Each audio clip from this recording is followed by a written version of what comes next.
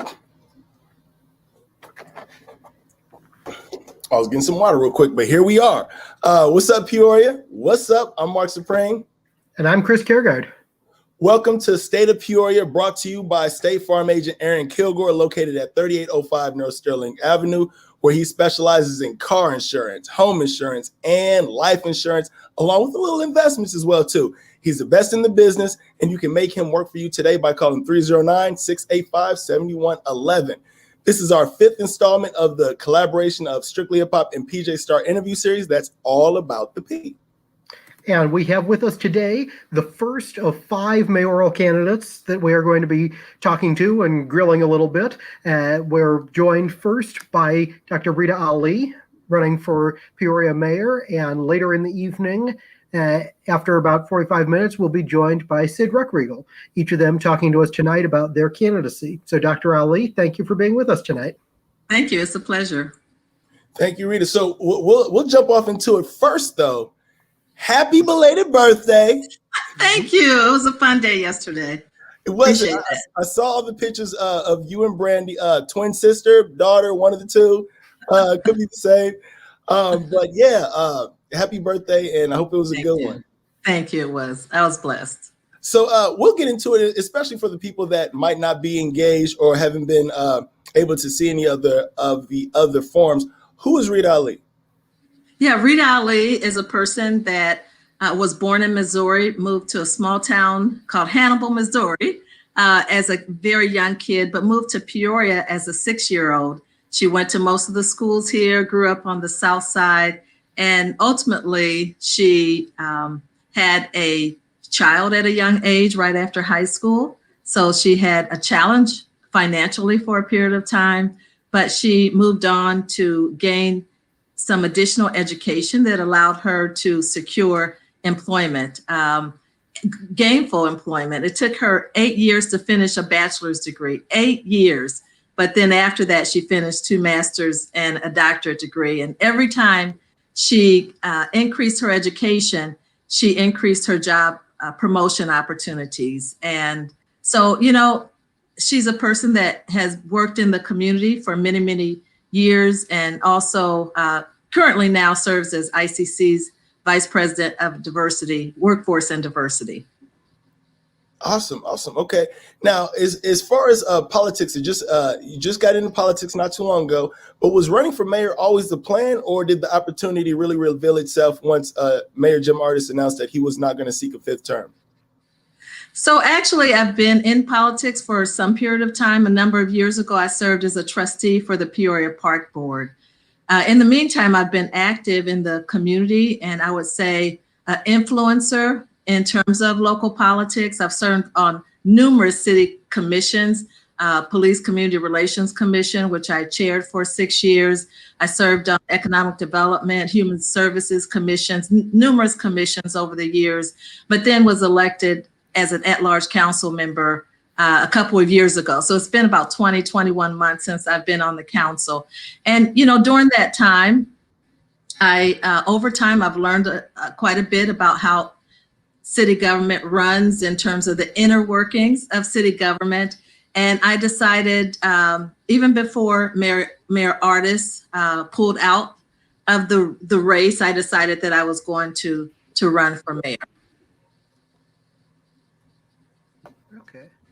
Let me bounce off of that a little bit and talk about some items from that last campaign that I want to follow through on. The first of which, you mentioned your service on the advisory committee on police community relations, and during your at-large campaign, you talked about some reforms or changes that you might like to see there, including even opening up the discussion on whether it should move from an advisory committee to a committee that had a little more standing and a little more weight to seek implementation of its ideas. What's been the progress on that over the last 2 years? Sure, it's something, and you're speaking of a citizen review board. Mm-hmm. And this is a model that some cities have. A citizen review board does have to have some level of funding because it's a citizen review board that actually has hearings on complaints that are made about the police. And so the citizens actually hear these complaints and they, make a decision on whether the complaint is substantiated or unsubstantiated. That's been a model that Peoria has explored, looked at other cities, including, I think, Springfield, that has that model. Rockford actually had explored that, but it didn't work out. But there's been some cities that have been very successful having a citizen review board. So I stepped down from the chair of that commission a year ago, or actually shortly after I came on to council. And then last year, Andre Allen stepped up to be the chair of that. And they continue to explore that other model and have had some actually police officers involved in the dialogue and exploration and discussion. So I'm not sure that we will end up there, but it's certainly worth exploration. Okay. There were things, Chris, there were things, that we accomplished in terms of advocating for body cams, to make both police and citizens more responsible, advocating to support the resident officer program, policies, procedures against chokeholds and things like that. So more communication and working relationship with the police, not against the police, but in harmony in terms of trying to work together and build those bridges. That's the whole purpose of the commission. Okay. All right. Excellent. And I want to talk also about another thing that came up during that interview, which I think we may actually be doing almost 2 years to the day since we did the last one, because it was also right after your birthday. And during that, you had talked about one of your notions on trying to repair some of the systemic disinvestment over the years in the South Side, was trying to harness and those relationships that you and others have with, I think at the time you called them Southside alumni, who have gone on to do things either in this community elsewhere or have gone on to other communities around the country, but during that time have grown professionally and are in a position now to give back. And I want you to sort of bring us up to date on what's developed out of that, and if there are any concrete examples that have come out of it by way of investment or somebody returning to help out their old stomping grounds. Sure, that's a great question. I'm a Southside alumni because I grew up on the South Side and now I live on the North Side, the furthest, to the north of Peoria. But I still continue to work there. I have a number of family members, including my mother, that lives on the South Side of Peoria. And so, I work with Neighborhood Academy there. I teach classes on empowering the community, empowering residents and citizens. And so with regard to the Southside alumni, I remain committed to that effort. I know that there's over 900 vacant lots. There's properties that are owned by the city that are not being used purposely. And so I believe that some of those properties could be made available to people that want to invest in Peoria South Side, who have a business plan and a project. They're willing to put some financial backing behind a plan that perhaps the city could accept and give away or provide those properties at a very reduced rate so we can have some investment. And I believe that the people that grew up on the South Side, which was a very integrated community when I grew up years ago, are willing to invest. And some of those people live all over the nation, but they still care about that community. When they come here, they want to ride through that area where they grew up and they have fond memories. And I want to tap into that. And so one thing that I talked about 2 years ago when you interviewed me, Chris, was creating a commission on racial justice and equity. And I'm proud to say that on October 29th of last year, that the city and the county created this joint city-county commission on racial justice and equity with 8 different committees that will focus on closing the gap, looking at disparities based upon race, and really begin to deal with these in a meaningful and impactful way. I want to follow up on that real quick before I hand it back to Marc, because that was actually one of the things that I also wanted to ask you about is, we've had that commission that we formed. It was seeking volunteer members. And I know you established some criteria for that to ensure that membership on the commission is diverse, representative of the city, representative of all ages of people too. It has a specific requirement for people who are in the youngest adult age group among other things in there. So I want to ask, because I correct me if I'm wrong, but I don't know that there's been a meeting of that group since the initial. So has it been a delay in getting members there? No.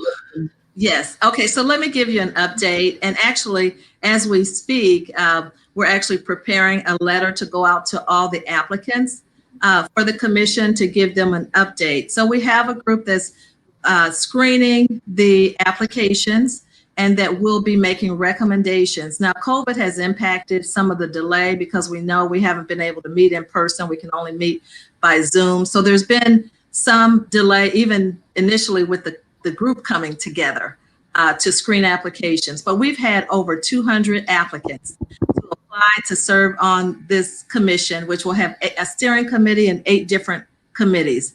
It will be co-chaired by individuals of a different race or ethnicity.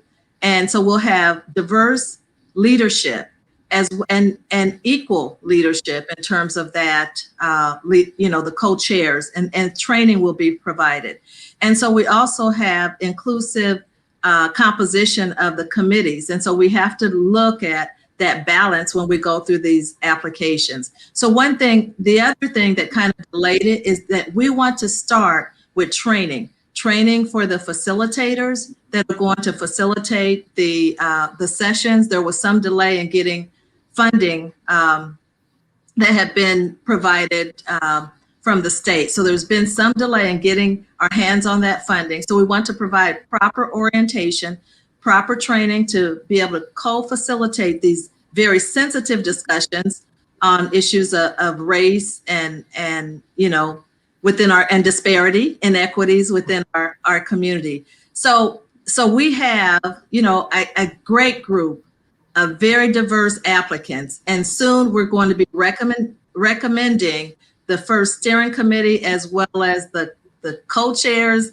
and those inaugural group that serve on the different subcommittees. So I'm very excited about that. We're moving forward. It's just not as quickly as we had hoped. Okay, and I want to pin you down a little bit on that, because I survived the Metro Peoria effort, which lasted 3 or 4 years and provided very little in the way of takeaways from it. So what should we reasonably be expecting as far as the time between getting people serving on the commission, on the steering groups, and when we have actual action steps that we can take out of this? Because I think, everybody is in favor of the notion, but they really want to be able to see a result that they can pin to some of this. Exactly right. And I'm all about results. And that's why we built into the fabric of that commission annual reports, periodic communication to the public. We are going to establish goals and objectives, and we don't want to, we have established kind of the larger mission to help reduce systemic racism and things like that. But the commission itself will establish specific goals and objectives and timetables for meeting those. And each of the subcommittees will do the same. There's one on justice, there's one on child and youth development, there's mobility and transportation, there's quality housing, there's jobs and economic opportunity. There's all these areas where are disparities, and we are only as strong as our weakest link. So it's important that we don't have to be reactive every time something happens, that we can be proactive in addressing issues of inequity. We're going to take those conversations that the community had a number of years ago when the 24/7 Wall Street came out.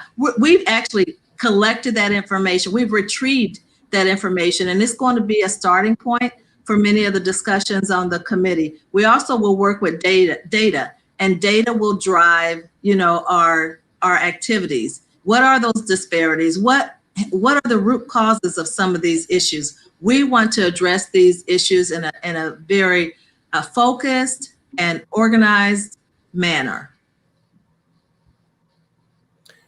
Thank you all for tuning in State of Peoria. Again, like we do every time, if you have any questions, throw them in the comments for Dr. Rita Ali. We will get to those momentarily. One of the things that comes up when it comes to people running for mayor with different campaigns is time on office. Jim Artis mentioned it when we interviewed him a while ago. He mentioned his 6 years in office ahead of running for mayor, and that time on council would be necessary for the next mayor.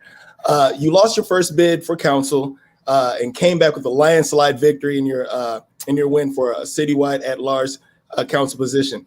Now you're in your bid for mayor.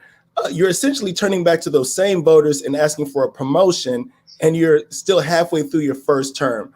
Why do you think voters should grant you that promotion without finishing your first term on council? Sure, because now is the time. Experience matters, and we need somebody who can connect with all parts of this community. I have lived in every district. I've been here most of my life. I told you I came here when I was 6 years old. I've been active in the community. I served on the first Police Community Relations Commission when I was 14 years old. I have, kind of worked my way up through the ranks of community service and political service, I would say, as well. And I think that we need somebody who can connect with all parts of this city. We need experience during this time of crisis. We are in a crisis, gentlemen. We have civil unrest. We have a recession. We have severe budget problems. We have a pandemic that we're trying to work through. If you're on a plane and you're flying through a thunderstorm, who do you want to be driving that plane? Do you want somebody who is not experienced? You want an experienced pilot driving that plane. I have played in an executive leadership role in the organization that I work for the past 16 years. I served in the private sector in a leadership role and managing a high-tech organization. I've served in the leadership role of other public government organizations. You want somebody who can handle crisis. I've been trained in crisis management. I've managed crisis. You want somebody who has the ability to lead Peoria in a way that moves us forward and has had success in leading large-scale organizations. What do you say to the people that suggest that we haven't seen success from a council perspective, and they're like, not necessarily wait your turn, but those that suggest that at least we'd like to see a term or two before it's time to jump up to mayor? What do you say to those that say it's too soon? I would say that I've served 2 years. By the time that election takes place, I will have served 2 years as in city council. I have served at least 2 years as a Peoria Park Board trustee. I have served in leadership roles. So I have what it takes to move up to that next stage. And I do think that it's important to have, a variety of experience, not just council, but it does help to have the council experience as well. Do you think that someone needs government experience in order to run for the top job, whether it be mayor or governor or whatever? Because, you got different people that suggest, even for president, because the last 4 years, that some people should have more experience or more education. Is that necessary for somebody to run for a top job in any capacity? Or is it about just everything else? Yeah, honestly, Mark, I do believe it helps to have government experience. Now, having government works differently from the private sector oftentimes. And I've worked for both, I think that there's a lot more restrictions in the government sector. I know that there are. I know that there's a lot more public scrutiny in the government and public sector. I'm accustomed to that because I've been in that sector for a long time. Before I came to ICC, I worked for Advanced Information Services, AIS, a high-tech company, information technology firm.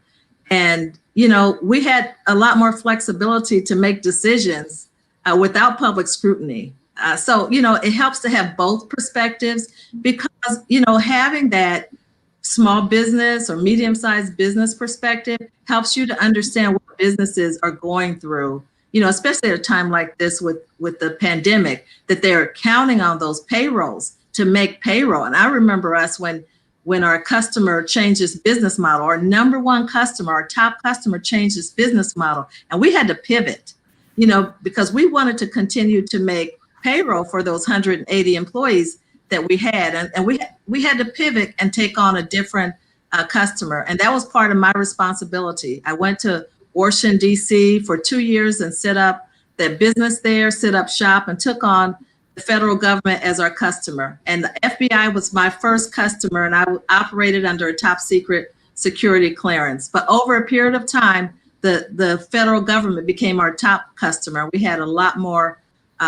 balance in terms of our ability to be successful financially. People of Peoria have grown increasingly frustrated, not over the last 2 years, but really over the last 5-6 years. Many of them have left and gone to other places. A lot of them go to Texas. And the ones that remain in the city, they want results. What results can you bring as mayor that you can't bring as a city council person? Well, I've learned that the mayor has a lot of authority in that role, more so than a city council person. The mayor actually is the leader of the city council. The mayor has a lot of influence over the direction that the city moves. And, people are looking for opportunity.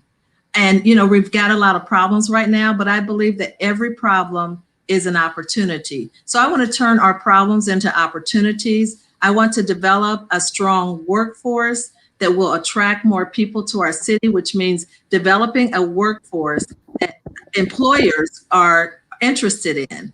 Just like Des Moines, Iowa, when they had a workforce that Facebook was interested in, and Facebook set up shop there. And after that, more IT companies set up shop there. We have to do things differently in order to get different results. Columbus, Ohio is the fastest growing city in the Midwest and one of the fastest growing cities in the United States. They're a cold climate just like we are, but people are coming from all over to live in Columbus, Ohio. Their CEOs, they have a group of CEOs who got together and said, we're going to create 150 jobs over the next 10 years, in-demand jobs, jobs of the future. Those are things that Peoria can do. I think as a mayor, I think the mayor has to be front street in terms of being part of economic development and bringing new opportunities to the city. The city kind of left it's the responsibility for economic development when its leader in that area took another position and the city didn't fill that position. The city used to have an entire department dedicated to economic development. That department does not exist anymore. You mentioned the influence that you would have as mayor and to lead the council in a certain direction, hopefully the right direction for what the city needs as a whole.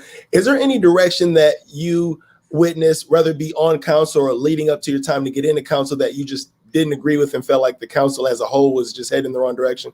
Can you name a time?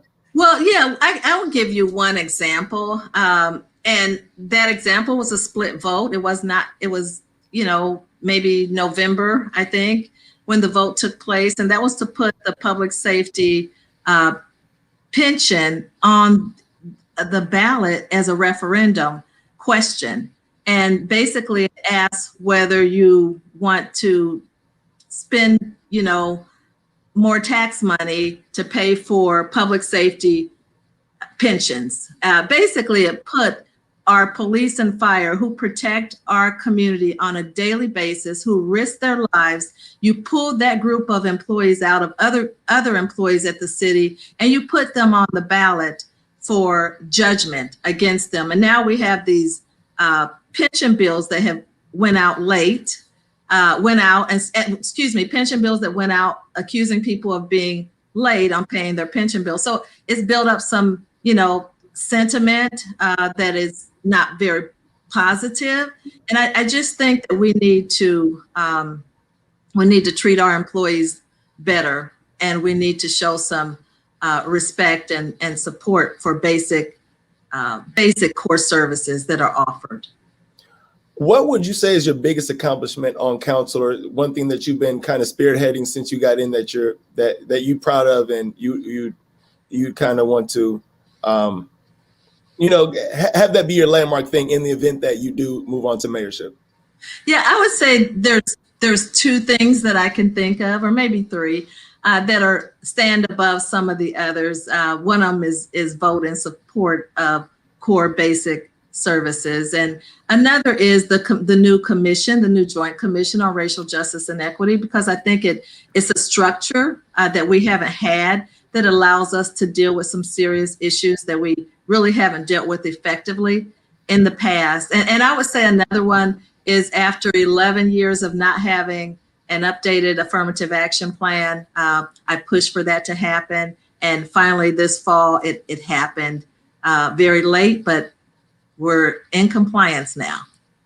And before I shoot it back over to Chris, again, thank you guys for watching State of Peoria. If you have any questions for Dr. Rita Ali, please throw those in the comments and we'll get them momentarily. All right, thank you. And yes, we'll be shifting over to audience questions in just a little bit. I've got a few more for you here from me first, and I want to start with this. In your recent questionnaire to us, you indicated both that you've got some real concerns about higher property taxes as well as more fees of any kind, like the public safety pension fee that's been instituted. So with that in mind, how do you pay for the city's pension costs that are rising faster than any natural growth that we have can make up for? Right. So, that's the $100 million question, Chris, in terms of how we pay for the public pensions that continue to arise. And we have to, work with our state legislators. The answer is not going to come, tomorrow from around the council. But I do believe by working jointly with state reps and, at the state level, that we will come up with a solution. One thing that I want to do is to bring the financial experts, those people who are brilliant at dealing with financial matters. I want to bring them to the table. That may mean some bank presidents or financial experts. I want to bring in the brain trust of Peoria to help Peoria move forward. I think that we've been far too siloed. I think that we've excluded citizens who want to be a part of moving Peoria forward and giving their time. And I'm talking about people who are willing to give their time without cost to help to brainstorm on some of these ideals for how we can address some of the serious financial and budget issues that we currently have. We have to generate revenues. So that's one thing that we have to focus our time and energy on, is how we can generate revenue rather than continue to cut. When I worked for the city a long time ago, there were over 1,000 employees, full-time employees. Now there's 615. So we've continued to cut. And, that means cutting basic services. It means at some point not giving citizens their money's worth for the taxes that they pay. And, we are cheating our people by continuing to cut. So we have to shift, we have to pivot, and we have to begin to focus on revenue generation versus cuts. And that's actually a very good segue, because I wanted to ask you, a lot of your focus has been on your success, particularly, as you point out, in your role at ICC in attracting grant funding to help grow programs and to help sustain programs. And you sound as though you want to do the same thing with the city of Peoria. But I'd like to know two things. First, what if it doesn't work? These are all competitive grants. So if we don't land the grants, how do we get some of these programs off the ground? And second, how do we make plans over multiple years if grant funding by nature is temporary and also competitive for renewal? Sure, great question. So, over not just at ICC, but including the other organizations that I work for, and including AIS, and we were private sector, but we got government funding to support some training for information technology software engineers, a training program that focused on women and minorities who were underrepresented. So over that time period, I've secured over $50 million in external funds, and including much of that at Illinois Central College for workforce and education programs. So you build the capacity. You build the capacity to apply for competitive large-scale grants. And eventually, if you have that expertise, it's not like you're going to continue to not get awarded those grants. You have to constantly focus on where the money is and then go after that funding. And eventually you're going to get funding. And if you do well, if you perform well, that funding is going to continue. Many grants, maybe 4 or 5 year grants, and then, you apply for a continuation. If you do well, of course, you have to perform well to continue to get money. But there is money out there. There's opportunity out there that we have to build the capacity to apply for. Let me tell you, Peoria has those qualities, or those, I should call it criteria, that should attract additional funding, because we have those inequities that we talked about. There's funding out there, and I believe through the new administration, there's going to be expanded funding out there for addressing issues of inequities. And I say Peoria has to get ready. We have to position ourselves to go after that in a way that we will be successful. And, I believe there's going to be funding for additional police and public service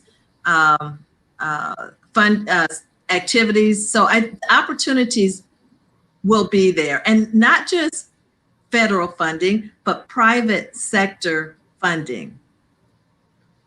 Okay, and to follow up on that just a little bit here, it strikes me with your experience and having hollowed out the city, you might even be looking to yourself to do some of that work until we build up a grants working, or a grant application team in the city a little bit more.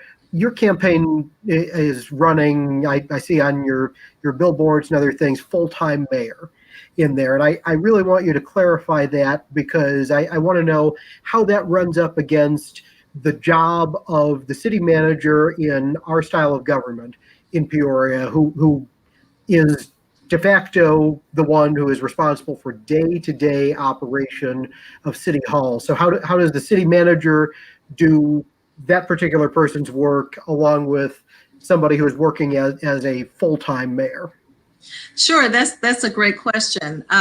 So my plan, if elected mayor, is to retire early from this wonderful vice president job that I had for 16 years at Illinois Central College, and to work as a full-time mayor for what's considered a part-time job. I would do that without any added expense to the taxpayers in order to help to lift Peoria, without the distraction of another full-time job. Peoria has such serious issues right now that we don't need to have somebody working as the mayor and being distracted by another full-time position. So it doesn't mean that I would work as the city manager. I would not work as the city manager. I would work in conjunction. I would perform the mayor's role on a full-time job, with respect to the role that the city manager plays. The city council has one employee, and that is the city manager. And so I respect that role. And, it would be about working together to move Peoria forward, but actually giving more time and dedication to that role of mayor of Peoria. Okay, one last one. I'm going to toss it over to Marc, and he can wrap up and take us into the audience questions. I also wanted to know, in the vein of getting back into economic development and trying to revitalize what we do in terms of economic development, it's been it's been 13 years, I think, this year since the first vote on the Pure Marquette, and people have been salty ever since that vote about how that went down, in particular with the economic development incentives.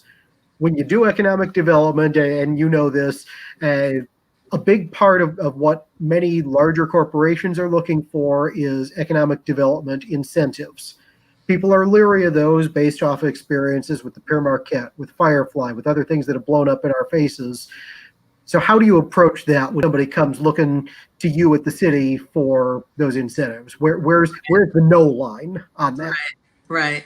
So we have to have some level of incentives to attract businesses, and we do have an incentive strategy. There's various, types of incentives that are out there. Of course, everybody's critical of the Pure Marquette because it was such a high risk investment that invested a lot of, significant amount of the city's funding. And, there, a lot of people feel that it was questionable in terms of who we were actually awarding the investing with, those individuals that we were investing with. So I think that we have to be a lot more careful when it comes to large multi-million-dollar investments. Not that we shouldn't have incentives, because we're going to have some level of incentives. But I think that there's opportunity zones and other types of incentives that, individuals or businesses can write off their taxes for a period of perhaps 10 years or so, for more larger scale type of business opportunities. But yes, we are going to have some incentives, different types of incentives, but we have to be careful that we're not taking the big risk with the public trust. Again, I keep saying this, everybody, we're about to get to the audience questions. I see them. We're going to get to them. Thank you so much. Keep adding them. I hate to go back basic real quick with this question, but it's been a growing conversation that I've had with other people, and I've seen other people have them as well. The dynamic of really who's in charge on the council, between the council, the mayor, the city manager, because the declining narrative that Peoria has had for the last couple of years, people don't really know who to point to. So in your estimation, who's in charge when it comes to the city? Like we understand the descriptions, but who is tasked with the vision and executing that vision, the city manager? But somebody knocks on Peoria's door, they want to talk to the boss. Who do they bring to the door? So it really depends on whether they want to talk to a policy maker or whether they want to talk to the CEO who kind of runs the daily operations of the city. So the policy makers include the mayor and members of the city council who provide direction to the city manager. The city manager oversees the daily operations, including the supervision of all those employees. Of course, he at this time has a cabinet level of, high level administrators who have a large number of staff. So they're department heads, right? Yes. Go ahead. Said, who do you think is the grand visionary? Everybody follow me. Is it the council as a whole, or is it the mayor? No, the mayor has to work in concert with the council. And I do believe, that's one thing that I want to do as mayor, is to build a more cohesive team, a team that communicates more effectively with one another. I want to build those relationships. I think that there are silos on the current council. I would like to see those broken down. I think that there are cliques, to be quite honest with you. And, I would like to see that change. And I would like to build a highly productive city council that works in coordination and in sync to better serve the city of Peoria, to help, to build that comprehensive strategic plan, to build that vision in conjunction with key stakeholders of the community so that we can begin to move Peoria forward.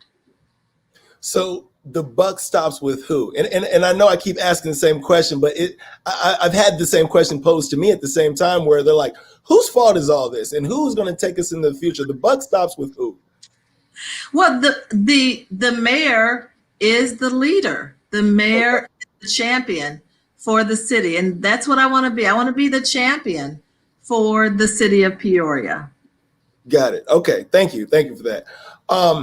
In a previous interview about 2 weeks ago, we interviewed city manager Pat Urick, and he said that he would like to stay on as city manager. Right. Would you want to keep him on? Well, I think that that's a decision of his and of the city council. I think that he's really stepped up during this crisis that we've had with the pandemic and very stressful situation that we've been in. And he's really shown leadership during this time. So, I wouldn't dare say that I'm going to get elected and fire the city manager. city manager may, make some choices at some time, in his life that he wants to do something different. But, he got evaluated. He actually received an increase, like a bonus from the council. And I certainly did not object to that. I actually supported that. So, I mean, everybody has their challenges. Everybody has, I think that I'm critical, sometimes I'm critical of the current city manager, sometimes of, focusing on cuts. I think that he's done what he has felt he has needed to do. I really do believe that. I think that he's done his best. And so, when people do their best, you can't really fight that. But I would like to say that I would like to see more focus on income generation or revenue generation than the move for property tax increases and cuts to employees. So is that yes, you keep them on, or no, you would not like to keep them on? No, the direction, I would like to lead the direction to focus on less cuts, less property taxes, less fees, additional fees, but let's figure out some ways that we can generate revenue. Let's spend that. That's the direction that I want to give to the city manager as the mayor, with the support of my colleagues on the council. So you're saying he has a chance? Okay, okay. Absolutely. I think we need to move over to audience questions. Okay, yeah, we can move over to audience real quick. And audience questions are brought to you by RhondaGuytonTravel.com. RhondaGuytonTravel.com. Only they give you domestic and international travel with a personal touch.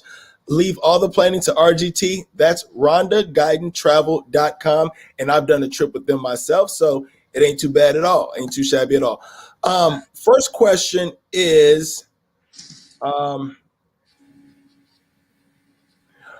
this one comes from Chase. He says, what can older politicians in their 50s and 60s do to help the younger groups in Peoria? Mentoring. I'm a big, can you hear me still? Mm-hmm. Yeah, you're good. Yeah. All right. So I'm a big advocate for mentoring. I have been invested in by my mentors. I say I'm a made woman, made by my mentors, because there are many different people, different women and men of different races and ethnicities that have invested in me, who have sponsored me, who have taught me, who have put their wisdom within me. So, I have attempted to do that with other young people within the community. There's a lot of young people who I call my children. I did not birth them, but I've worked with them, because they were students or they were friends of my kids or my grandkids.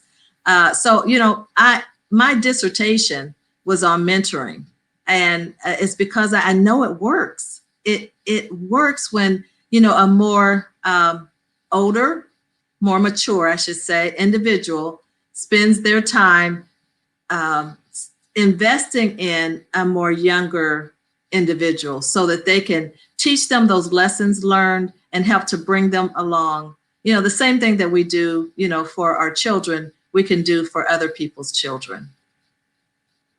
Okay, James says there's not enough help for Black businesses in Peoria. What's the plan? So I agree. And there's organizations that actually focus on that. There's the Black Business Alliance. There's the Peoria Black Chamber. There's more interest and activities and programs that are taking place at the new distillery labs within the Bradley's Small Business Center, that focus now on minority businesses and developing minority businesses and minority business owners. At ICC, we're actually developing an entrepreneurial program. So I think, I was a small business owner. I was a Black business owner. After I left Bradley University as their first director of multicultural student services, I started my own business. I went through a program called self-employment training at Illinois Central College, a 16-week class that helped me to get a business plan together. And that program had what was called a collateral CD for $10,000 to the graduates. And I applied for that CD. I got awarded that. It was using CDBG funds. This was a number of years ago. And so it helped me to have collateral when I applied for a $40,000 business loan at Southside Bank. That was my collateral. And I got that loan. I paid it off in about, I think it was a 5-year loan that I paid off in about 3.5, 4 years max. But it really helped to give me that boost, that starting collateral that I did not have. And so I agree. I think there's opportunities out there for funding, for support, and we have to invest and provide new opportunities for new entrepreneurs, regardless of any color, but certainly help to increase the number of minority-owned and women-owned businesses that we have in the city of Peoria. Thank you. We got a couple more coming through. Chris, you want to grab those? Yeah, absolutely. Let me first ask from Alicia here, what can be brought to Peoria to actually generate additional revenue and make it more desirable? Yeah, I would say definitely new businesses. When we get new businesses here, it adds to our tax base. So if we get a business that pays taxes, because we have some business organizations, some of our largest actually healthcare industries that are not required to pay taxes because they're not-for-profit status. But if we get more businesses here, attract them, they're going to pay taxes, and that's going to help with our tax base. So growing population is critical. It's part of my platform that we have to grow population.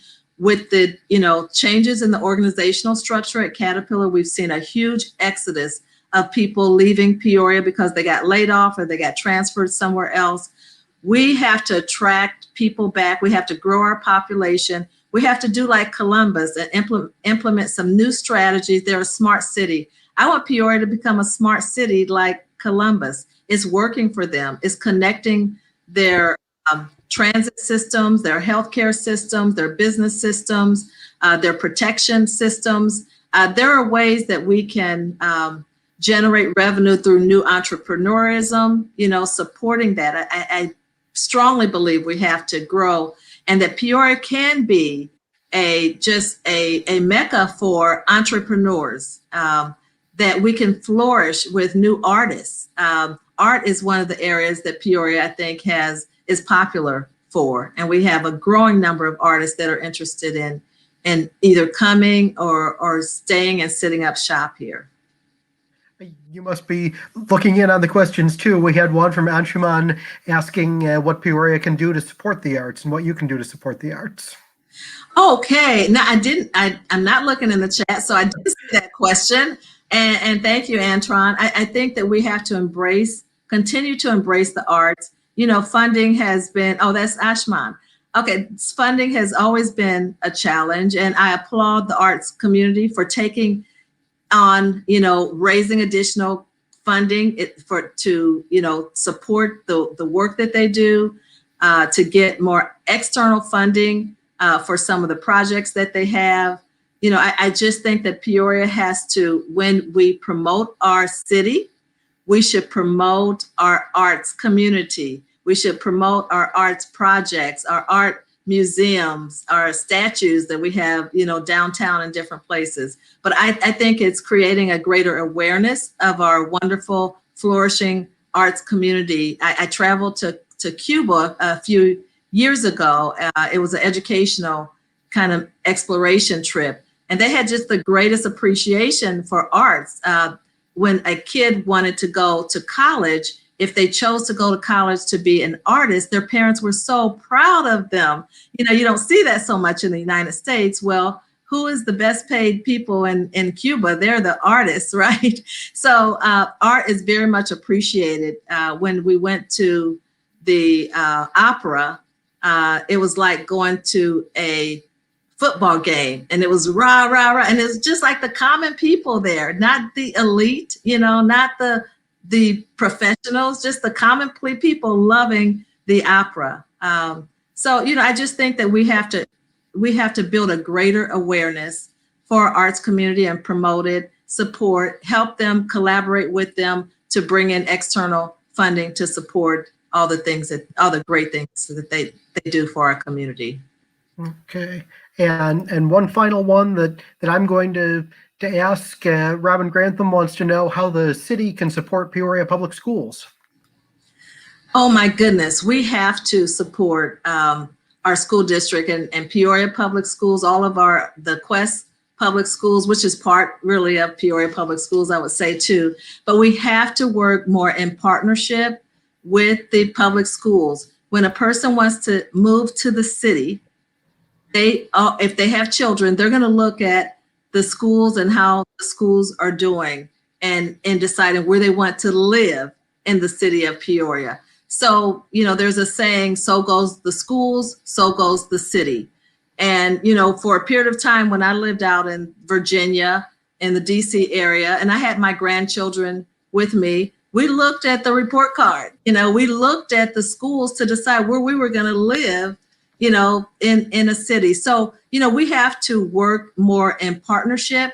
We have to collaborate with the schools to bring in additional funding, to work with our legislators also at the state level to make sure that we're getting our proper share of the pie. So I think that programs and working together in partnership with the city, that's what the city needs to do in partnership with Peoria Public Schools. And there's other schools within the city. There's Dunlap schools that are also part of the city of Peoria, where the citizens that live in the city of Peoria attend Dunlap schools. So we have a number of public schools in our area, and we have to support all of them.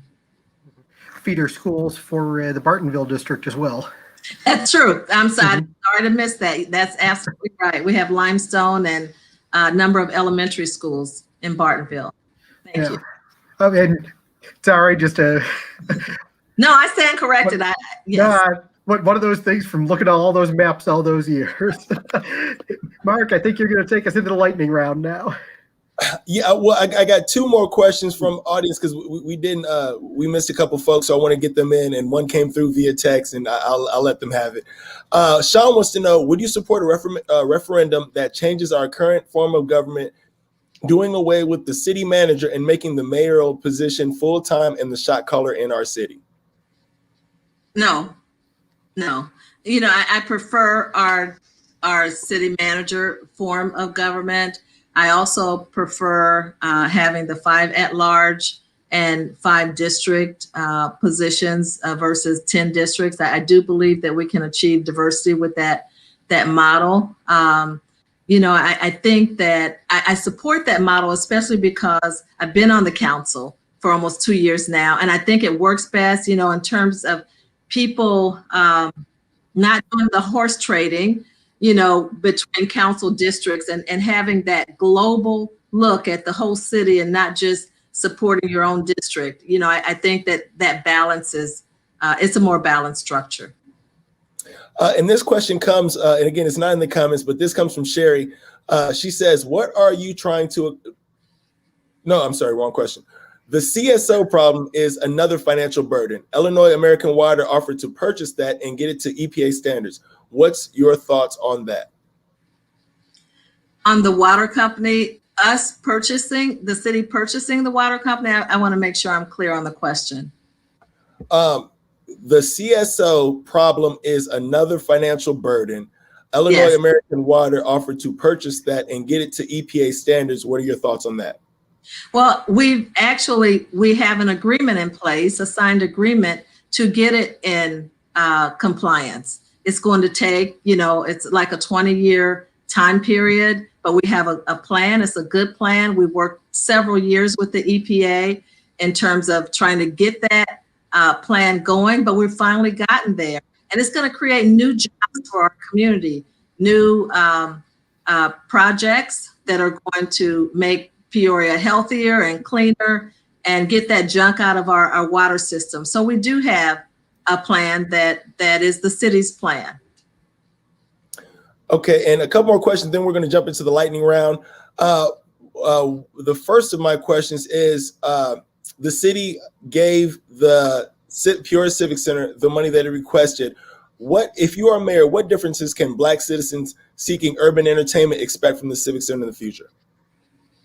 Well, you know, the city, Civic Center manager has, you know, he's gotten an earful from me. He would admit to that we need more diverse performances and more diverse artists that we bring to the city of Peoria. He hears that all the time from me, and he's working on it. He's working on it, but let me say this. He's heard from me. Has he heard from you? You know, voices matter. People have to weigh in. If they don't feel represented, they don't feel that they're, you know, seeing what they want to see in terms of what's happening within our city. You have to step up, and you can write, you can email, you can voice your opinion. The Civic Center also has a board. And so you can contact the chairman or members of that board to communicate your concerns. So I always want to say, use your voice to make change. And my last question before we get to the lightning round, everybody, whether you're president, governor, mayor, whatever, you got to get people to buy in order to get your agenda across. How good do you think your relationship is with current city council members and people vying for those city council positions in order to get your agenda pushed through? Sure. You know, I can work with anyone. I've been doing that for most of my adult life. I can work with people that have, you know, number of differences, including a different opinion, a different agenda.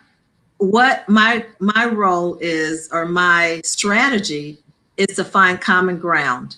So that's what I seek, is common ground with my colleagues. We're not going to all agree, but we're not going to all disagree either. You know, there's sometimes when people support one another. My goal is to try to improve these relationships, to let them know that my interest is not in advocating for me or my interest. My goal is to advocate for the interests of the citizens of Peoria and to engage them in developing a plan and a vision for this city.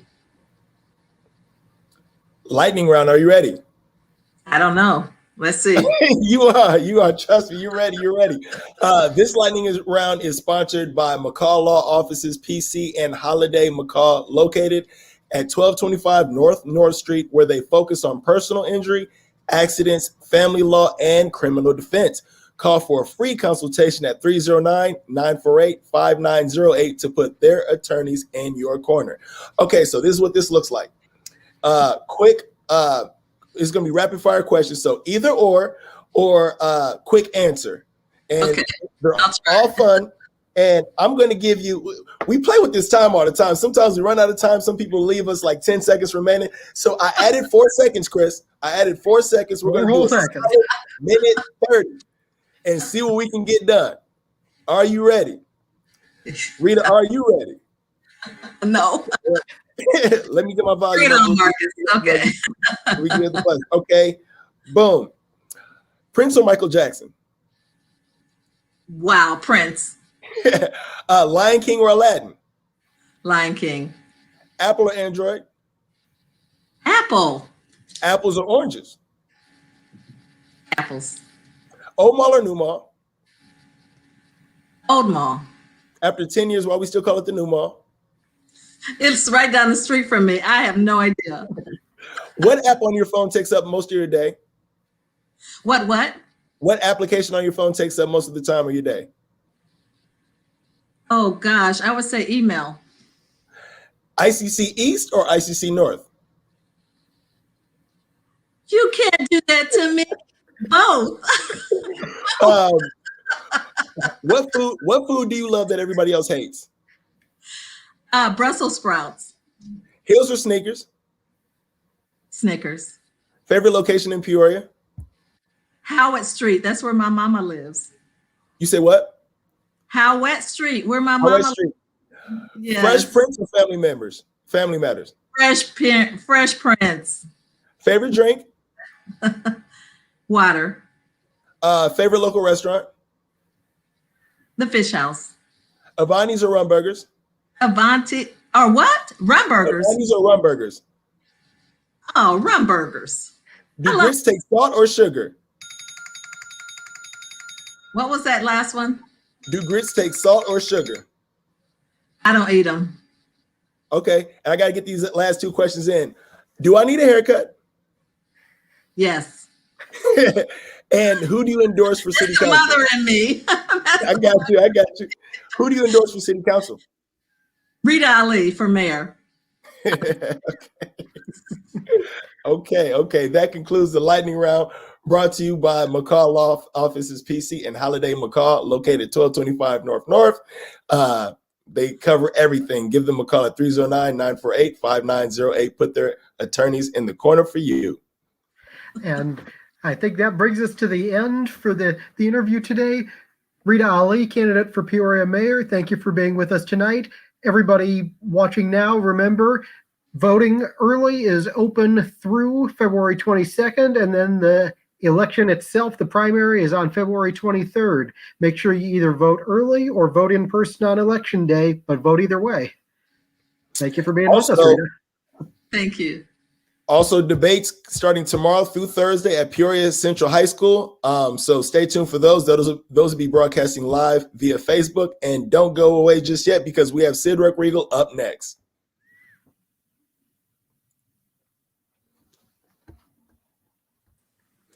Might have to add some more time. Sid, thank you for being with us tonight. Candidate for mayor, Sid Ruckriegel. Apologies, we're getting started just a little later with you than I had promised we would be starting, but thank you for being with us tonight. Very happy to be here. Okay. Marc? I'll start it off real quick. We interviewed artists a couple weeks ago. You're the only mayoral candidate with an official endorsement by the current mayor, Jim Artis. He mentioned that he's giving you his official endorsement. What do you make of that? Did you already know? How do you feel? Well, Mayor Artis and I have worked on things both around the horseshoe and outside the horseshoe. And I think the mayor understands the position and what it's going to be taking to be able to start off right away, because there cannot be a learning curve. We don't have the time to be able to do that with the crisis that's going on with COVID, with our budget crisis that we have, with several of the big issues that are coming in front of us. And I'm happy that the mayor, after looking at the full field, says that I'm the right guy to be able to run this ball and continue the game as we need to do it. The mayor also, and I think he'd be the first one to tell you, is I have taken some challenging positions, some that he's agreed with, some that he hasn't agreed with. But I think that he sees the integrity and the work ethic that I put in, and he knows that I'm dedicated to be able to do this job. People are mad right now and they want results. What new ones do you bring as mayor that you wouldn't be able to bring as a city council person at large currently?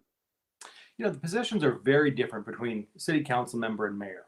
And for mayor, you are one vote among 11, but you also have to be able to balance the conversations among all so that we can actually work effectively as a team.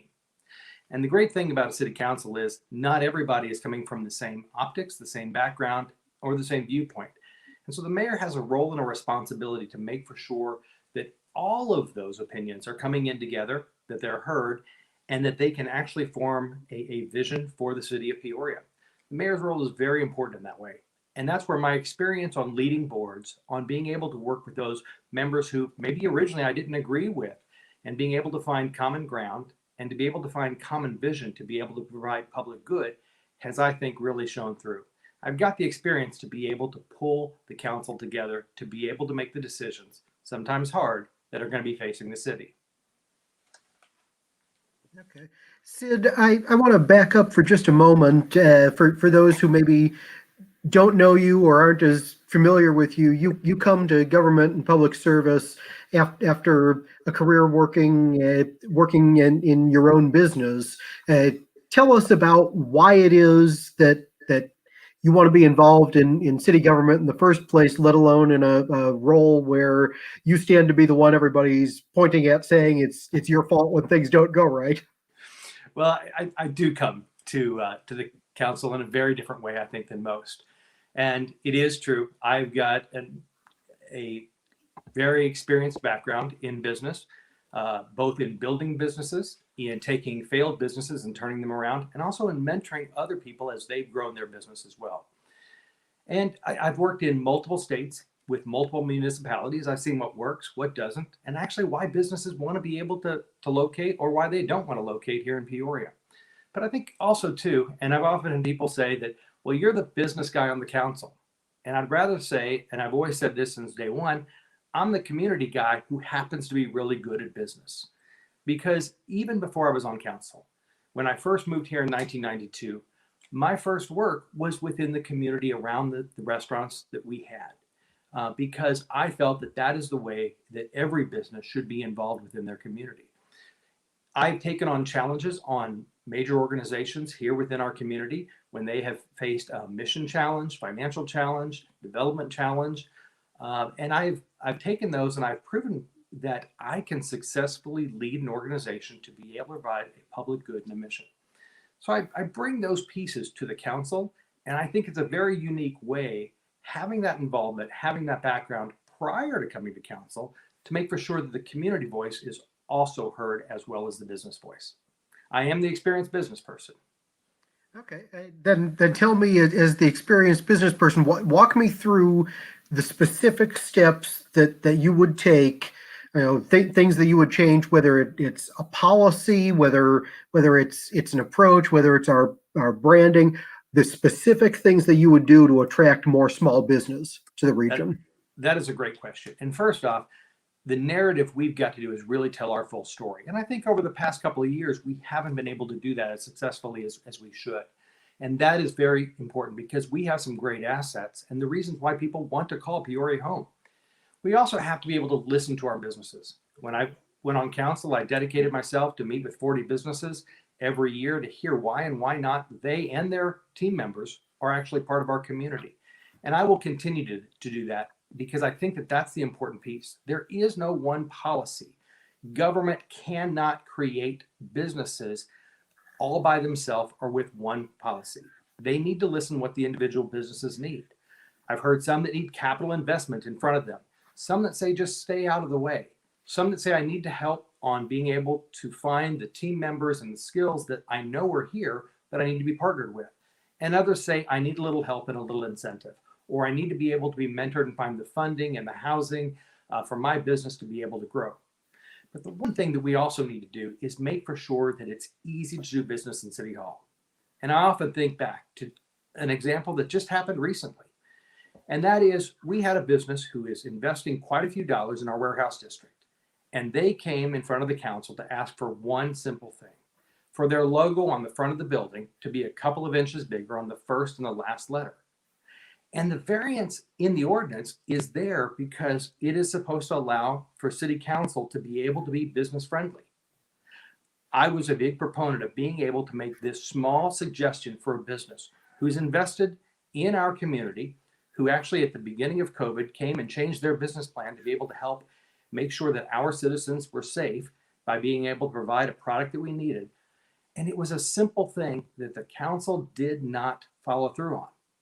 We can't be business friendly. We can't say our city hall staff needs to be business friendly if the will of the council doesn't show that we are here and open to talk to people. And I think by us being the example and by setting our staff that we need to listen to each and every proposal that comes forward, we can actually change and make for sure that businesses not only stay here, but they grow here.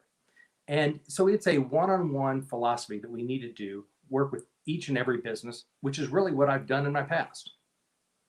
Okay, that sounds a little bit more about local business retention, though. I want to know what can we do to go out and attract more small businesses to locate here? And that is the next step. The first thing we have to do is make sure that we are not losing businesses to other places. But then we need to take a regional approach. For far too long, we've been sitting here fighting maybe to the other side of the river or what's in and outside of Peoria, when really our asset is the region. And I think that we've got to provide a regional approach as we go after businesses to be able to locate here. Therefore, we can use the energies that we normally would use within that region to attract people and companies that are looking at other places within Illinois. People say that nobody is opening businesses in Illinois. That's not true. It may be a little bit more difficult in other places maybe in the Midwest, but there are businesses growing here. We also need to look at what it takes to be able to attract them here as well and to be able to listen to them. I have actually worked on seeding companies and seeding businesses throughout the Midwest. I've talked to the developers who are deciding where these businesses go. And having the mayor be able to speak a common language the business has can help be able to provide them and listen to exactly what they need. There are other pieces too that we need to make for sure that we're doing. We need a strong airport system. We need a strong transportation system because that helps link us to other communities. We need to make for sure that our people are a skilled workforce, that we have credentials and the ability to fill those positions as they come up.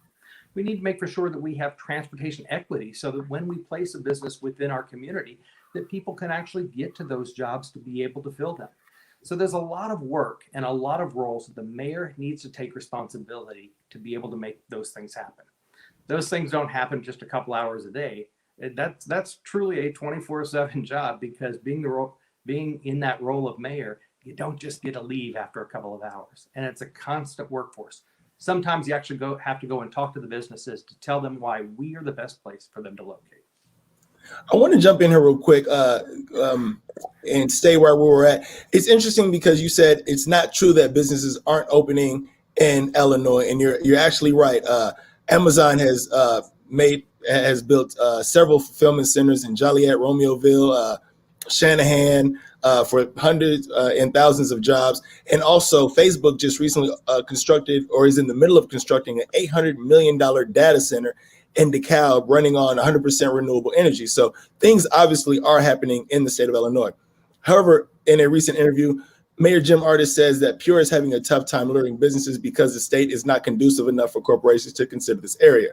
Obviously, these two corporate giants have found Illinois to be favorable for whatever reason. So what do you think, if anything, is wrong with his approach, and what do you do different from what Jim Ardis is actually doing or speaking about? Well, we know that there are some limitations to what we have to offer as a state. And having worked within multiple states in the Midwest and having been able to see the differences between those, it also allows me to be able to come in and talk to businesses about what we might have that might be a little bit different. And I think that is the approach that we need to take. We've got wonderful assets to be able to call Peoria home for your business to be able to grow. And we have to bring those things forward.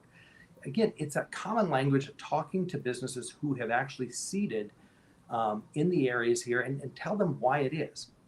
I have had those approaches on both national chains and companies to be able to work with those and help them decide where they want to be. And you've also got to do one more thing for them. Businesses, whether they are here and we want to retain them, or whether they're going to locate, they need to know what the plan and the vision is for the future. And that is one thing that, frankly, we need to work on ourselves as far as the council. Right now, it seems like every year, even though we have a biannual budget, we are sitting here debating on how we make it through for the next 12 months. We've got to have a game plan that the citizens and the businesses can understand. So when they come here, they know what it's going to be like, and they know what our strategy and vision is for 5, 10, and 15 years down the line. And for the small businesses that are growing here, we want to make sure that we retain them here so that they grow here. I think people forget that Caterpillar was not a Fortune 500 company when it started. Every big company started small.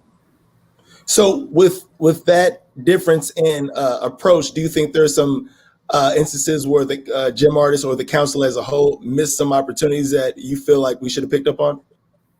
You know, I can tell you what my approach is going to be. And my approach is going to be dedicating my time to be able to make for sure that we have those conversations with businesses that are locating here.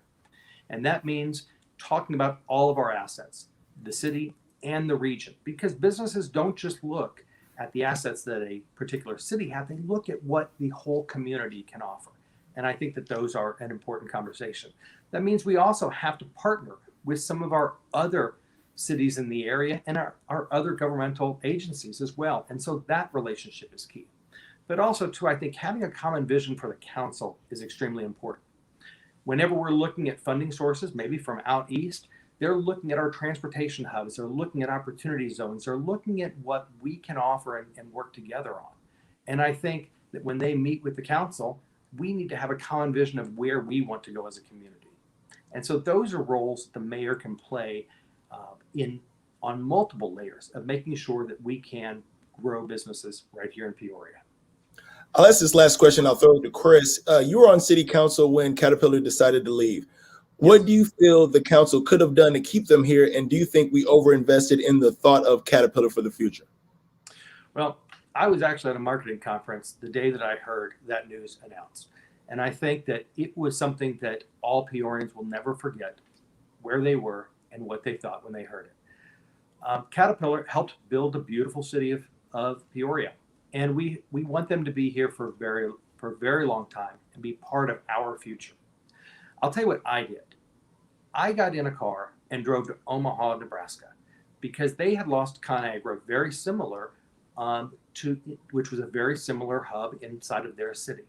And I talked to their city leaders and the community leaders outside of their city to find out how they handled the process, how they were able to retain the talent that they were afraid was going to drain off into other areas, how they were able to focus and re-put the energy that the community was feeling from an angst into a common vision about where they would move forward. So I didn't wait looking for what somebody else was going to do.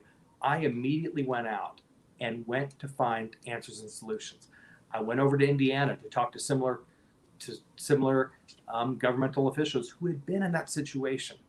And one of the things I came back and we did with a group of people right here is we provided an outlet to be able to make for sure that we talked about all of the companies that call Peoria their HQ, because we felt that no matter large, small, no matter if it was your home that you were doing for your family, there are a lot of HQs right here in our community that we want to talk about.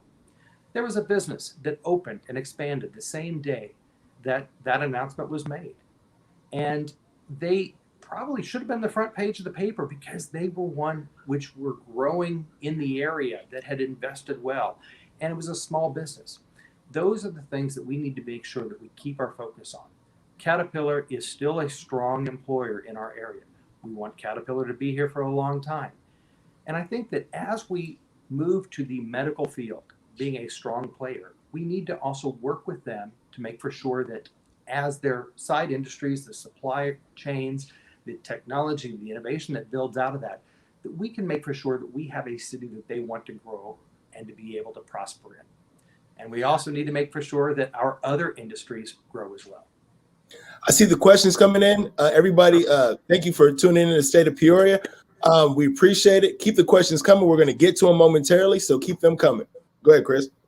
Yeah, and actually, if Matt's listening in the backstage area, I'm going to go to one now that's kind of a big question, but it's one I want to get out there. It goes to the vision thing, and that's one that Christine is asking. What is the big vision? And I'll alter. What's your big vision for the city? My big vision for the city is where everybody has the opportunity that they desire and that we can make that achievement happen. For some, it is owning your own business and being able to grow and innovate. For some, it is being able to make for sure that their families prosper. It is safe neighborhoods. I want to see Peoria be a place that we are proud to call home, we are proud to raise our families, and that we are proud to see our families multi-generational be a part of. The vision of Peoria, I think, can be a very good example to the rest of the country, because we are small enough to be able to make changes quickly, yet big enough to have an influence where other places can look at us to see how we have handled innovatively and among ourselves the opportunities that lie in front of us. And there are some challenges, but we have the skill set to be able to meet those challenges. Okay, that calls for a follow-up, which is what are you going to change to get us to that point from where we are now, where we struggle with our annual budgets, we struggle with dealing with systemic economic disinvestment in large swaths of the city. How are you going to address those things? You know, we need to honestly have the conversation and make sure that we have a plan, a long-term vision and a plan, and put the investment back into what our priorities are. We've got priorities that are on the wall at City Hall, and they need to come off there and actually be put into the actions that we do. And the actions that we take as council need to come and say, how does this match up to where we need to move the needle? We know that we have income disparity. We know we have housing disparity. We know we have economic opportunity disparity within our community. And it didn't take a report on the national level to tell us that. At least for those that I work with and that I know that have been involved in the community, we know that we've had these struggles. And each and every one of us has a role to play. The city especially.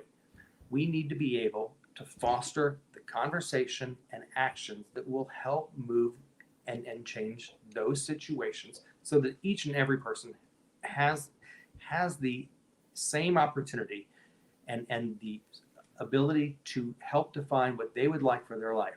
It's one of the reasons why outside the horseshoe, some of the partnerships that I have been able to work on have been so important. For APSCO, Align Peoria, I want to make for sure that our young people have the biggest opportunity and they can help set their own course of action. It's why Peoria Promise has been so important for myself and why I'm so proud to have been involved with them on raising $500,000, because it provides the ability for our young people to know as they are going through Peoria Public Schools or any of our schools within our city that they have the ability to get credentialed, to be able to get those first 2 years of college at ICC taken care of. And I think that those pieces help build the fabric as we move our city forward.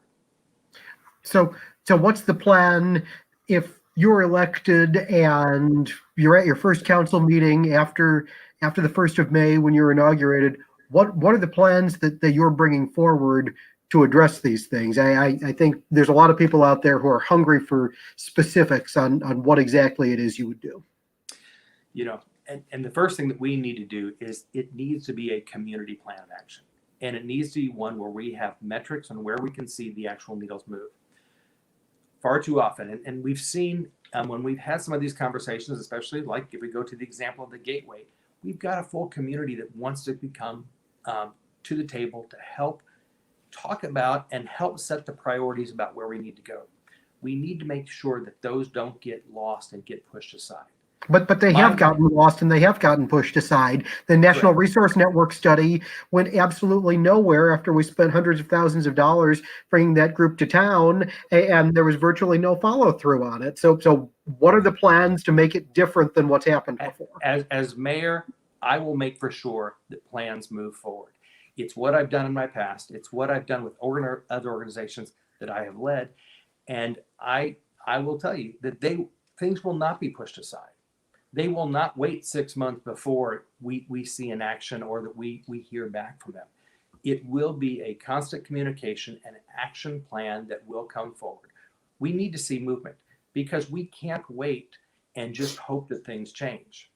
We need to put investment back into the areas of town that have been disinvested in.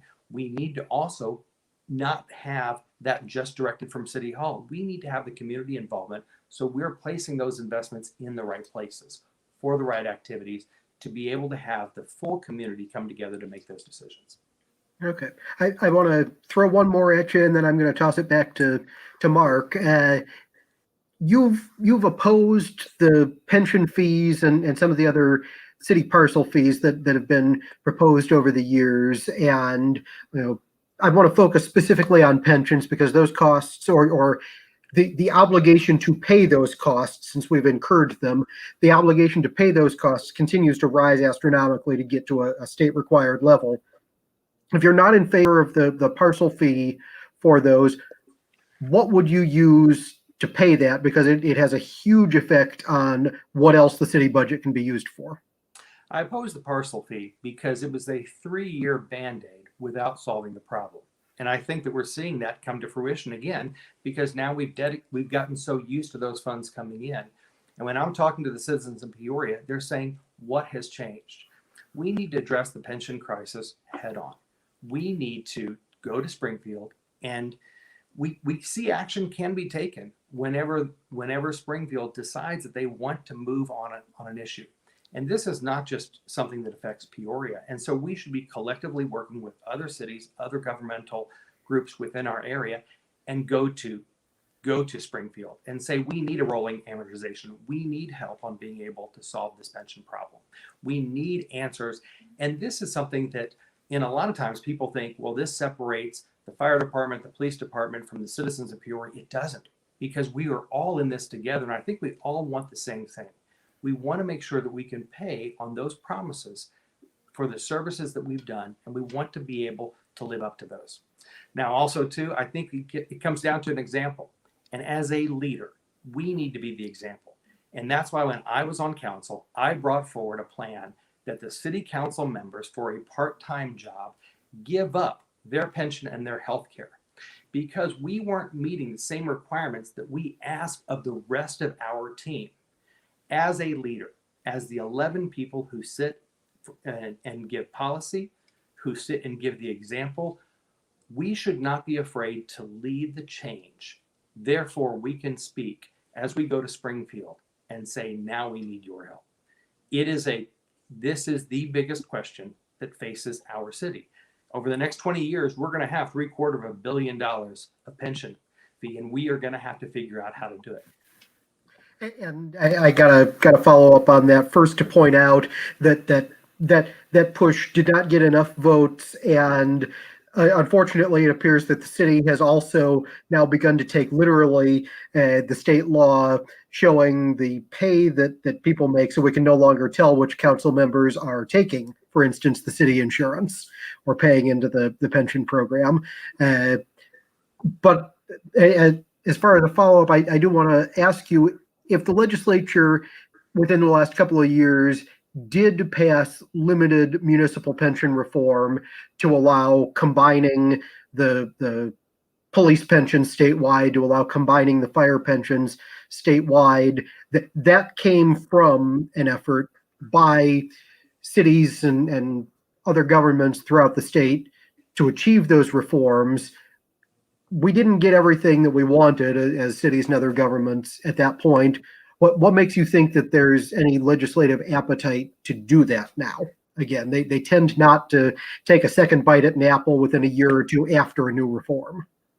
I think that this is a crisis that is facing a lot of municipalities and governments throughout Illinois. And collectively, if we demand that this be taken up, it needs to be taken up.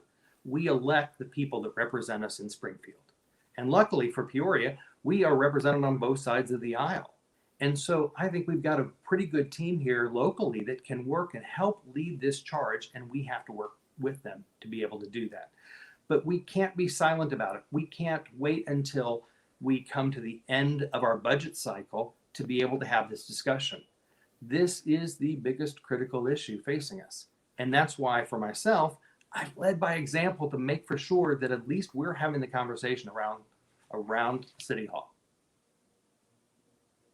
Again, State of Peoria, appreciate you guys watching. Get those questions in the comments. We are going to get to them here momentarily. I promise we will. And this question leads off from, excuse me, it was actually in the comments from way earlier. But you're running for mayor to lead the Peoria City Council. Your partner, Andrew Rand, currently leads Peoria County as chairman of the Peoria County Board, and he's also CEO of Advanced Medical Transport here in Peoria, the largest downstate provider of ambulance services and critical care patient transportation in Illinois. What do you say to those that suggest that is too much power to be concentrated in one household? Very interesting question, because I will address all matters with the city and the county as any fiduciary would.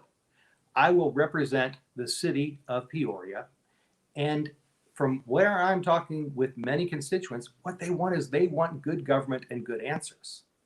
To have a successful county board, and if we look at what they've done over the past couple of years, they've been able to change from red into black, and I think that's a great example on the financials picture of what we can look at for Peoria. And we know that the relationship of multiple governmental agencies to be able to look at shared services is key. It's what our people are asking for.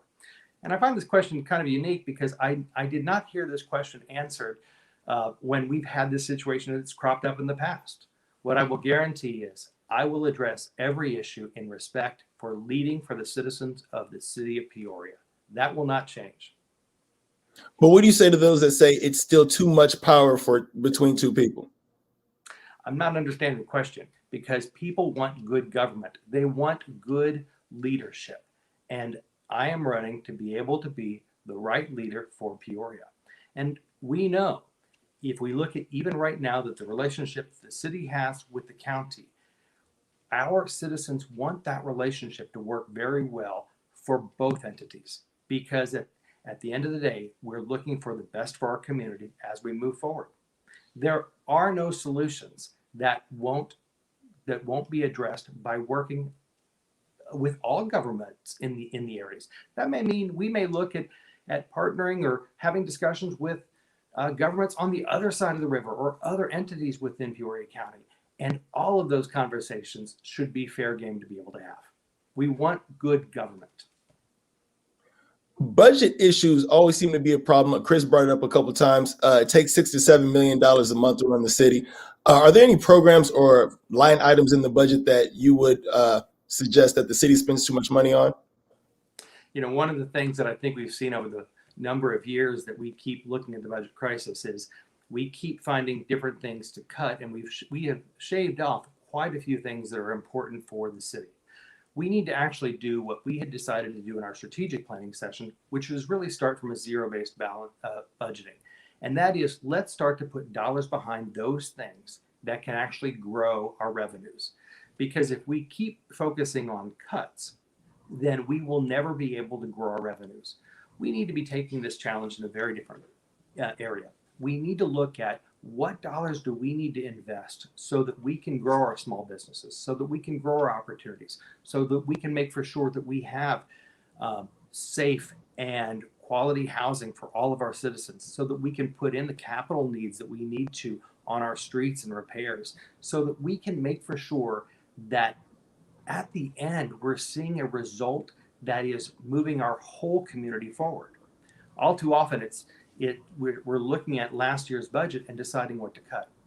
The approach ought to be, which is what business does, where do we need to fund to be able to have the best return of investment for all of our people? What can the city do to reflect the youth? Oh, my fault. Go ahead, Chris. Yeah, Sid, I'm sorry. Give me 2 or 3 examples of what those areas are in your mind.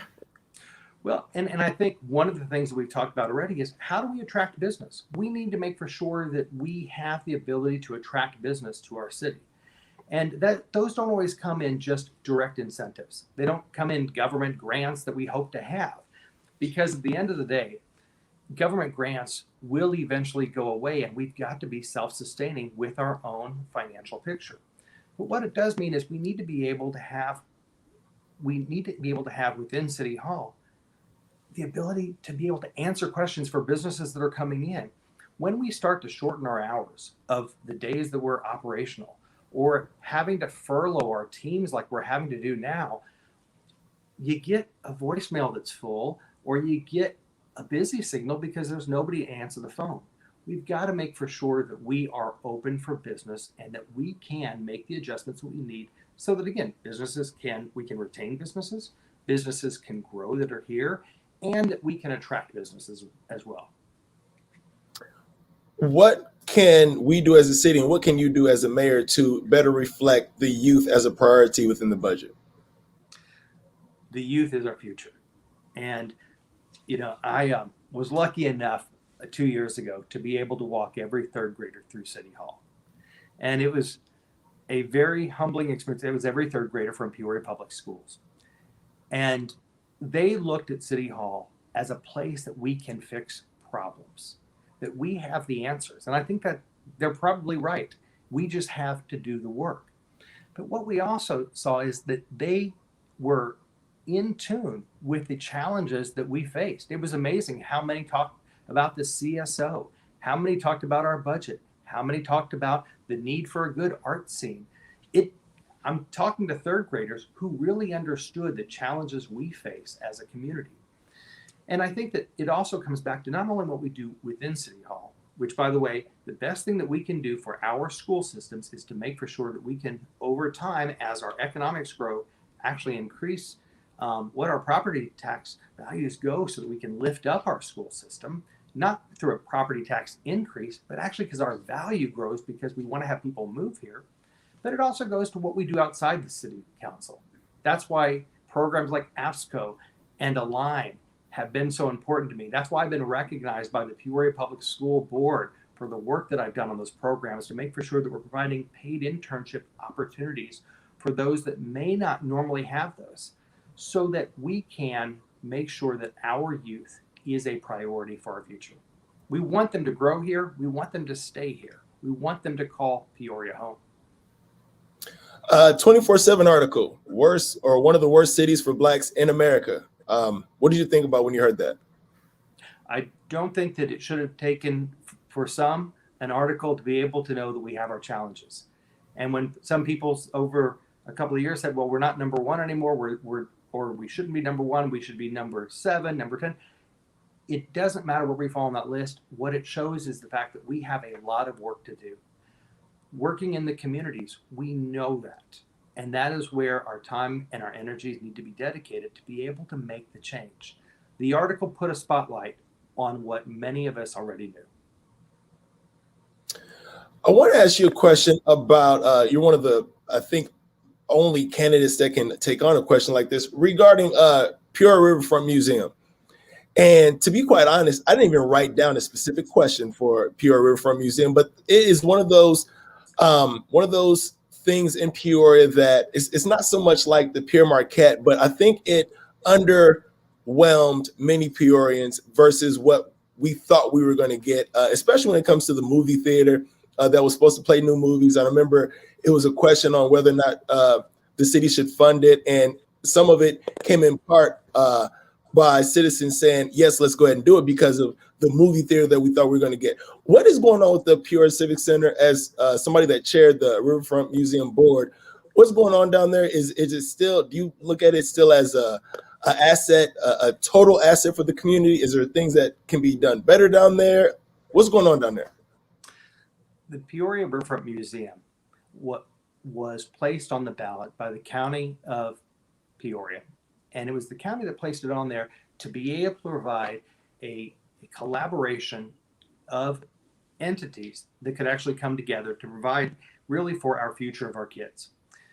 The decision on the movie theater was actually done prior to me coming onto the board, but I'm fully aware of that decision. And when we look at the ability for us to have the biggest array, we went to a decision that actually allowed us to be able to be the most fluid that we could and actually provide a better service as we got into it.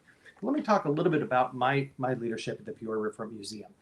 And we are an economic driver. We've seen that, and we can track our ticket sales from the number of people that actually can come into our area, the number of people in our area that are also participating in the wide calendar of events. And they are very, very diverse, and I think it is something that really represents our city very well. But one of the things too, that as we talked about that referendum, the community did, it really was, and if we remember right, it was at a time that finances weren't very good. We had come through the crisis of 08, and it probably was not a time when cities and counties were betting on their future. The reason that passed is because people were talking about what this would mean for our kids. So under my leadership, the Every Student Initiative, where we partnered with Peoria Public Schools, where every student from Peoria Public Schools came through from a curriculum-based experience so that we could take what they were learning in the classroom to the exhibits and the things that we were offering. You know, and that might be at the planetarium. It might be something that we were showing on the movie screen. It might be for an exhibit that was going on. And I think that actually when we look at the number of experiences that we're providing to our community, the Peoria Riverfront Museum has lived up to what we talked about for our community. It is not about the building. It's about the activities that are happening both inside and around. And we're seeing it as part of a very instrumental art scene. We're seeing it as part of the overall narrative for our community. And it has helped redefine. It is the only museum that exists like this in the country. Having talked with the Smithsonian, when I was leading the Riverfront Museum, they were using us as an example of where they wanted to go with their museum experiences. We were able to also bring down the Holocaust Memorial so that that can be built into the museum experience. The Jewish Federation was working with us to be able to find a home for that as well. And so I stand very proud on the fact that the Peoria Riverfront Museum has really moved to make for sure that what we talked about pre-referendum, we've lived up to, and we have had an impact on our community.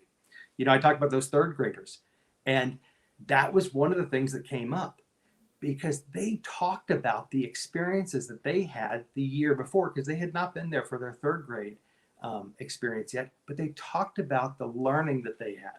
And having walked kids through there, I can say we are having a difference. So with that said, I mean, obviously it has provided some opportunities for school-age kids. Do you think that the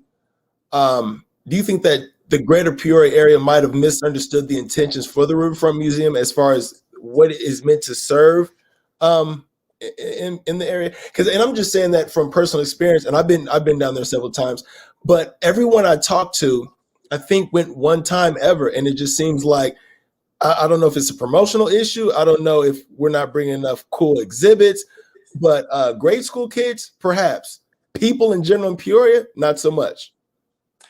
Well, and I am not on the board of Peoria Museum, but I will challenge you on the exhibits that we've done have been ones that have set record breaking.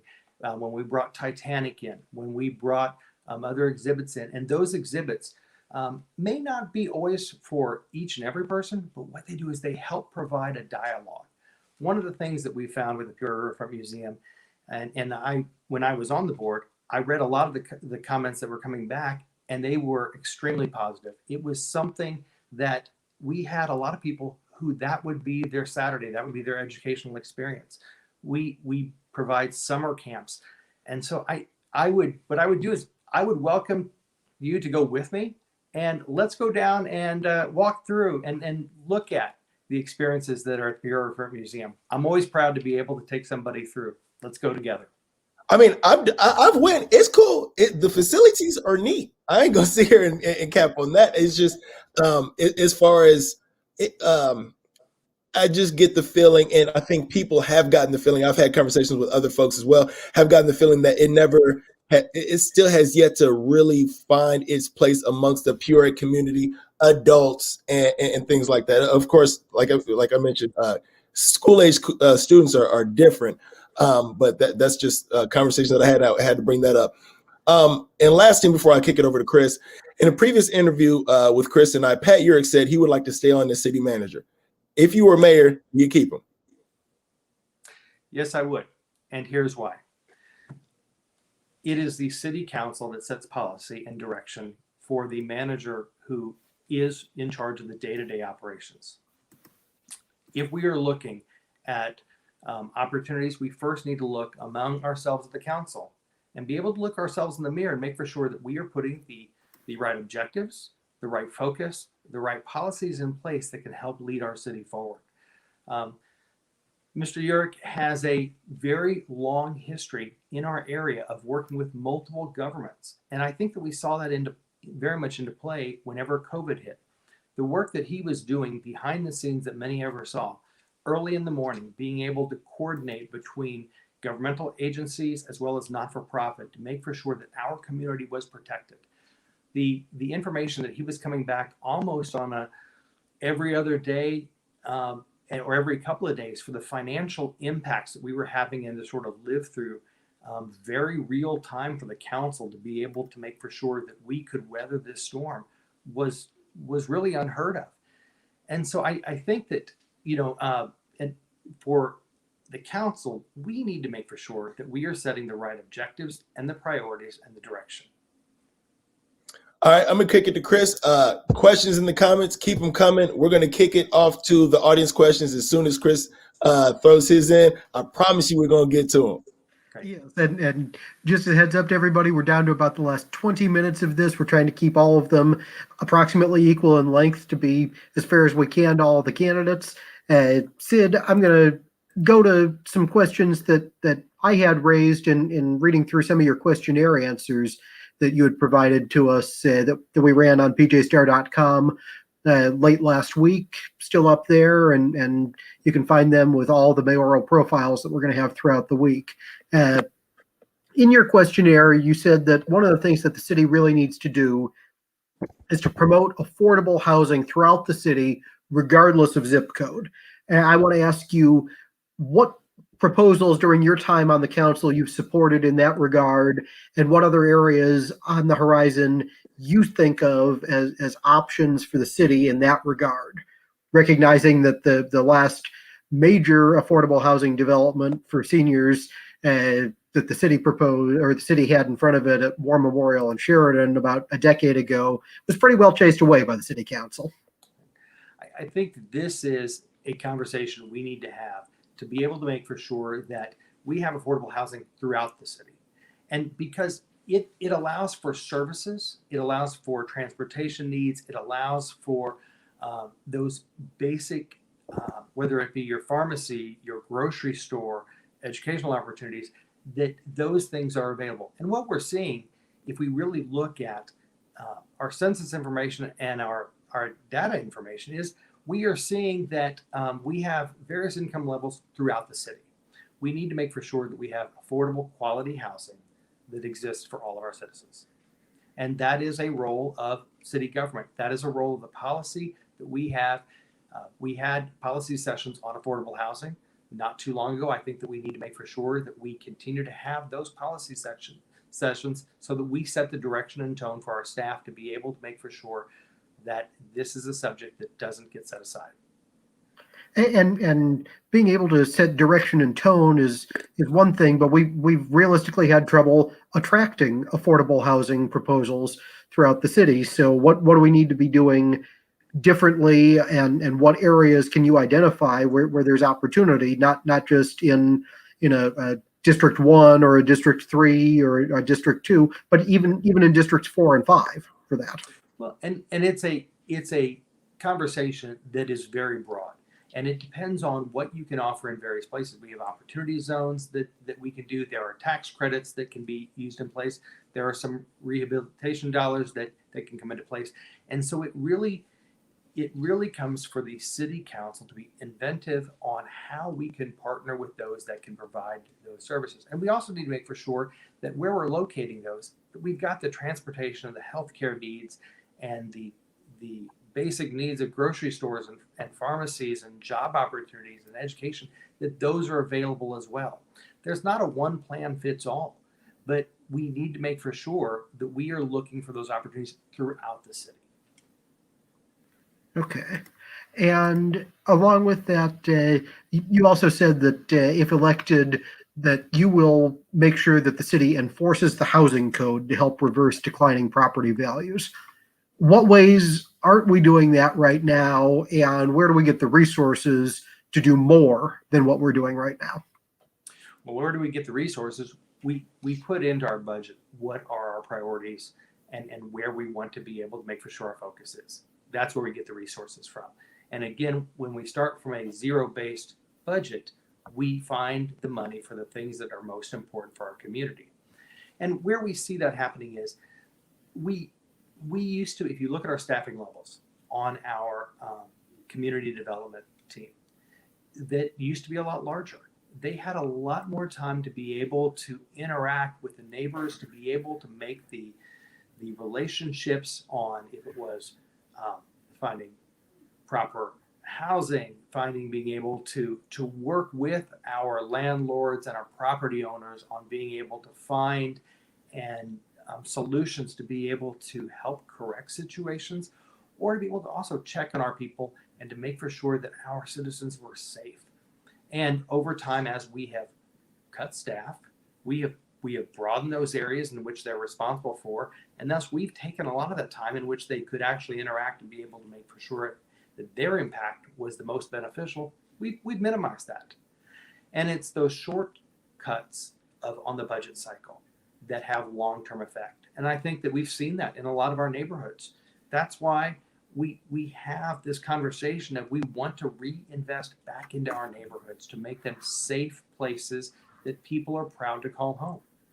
We do have programs through the city, And we want to make for sure, too, that those dollars, some of those are pass-through dollars that come to us from the federal side as well, that we have that communication with our residents so that they can take as much effect of those as they can.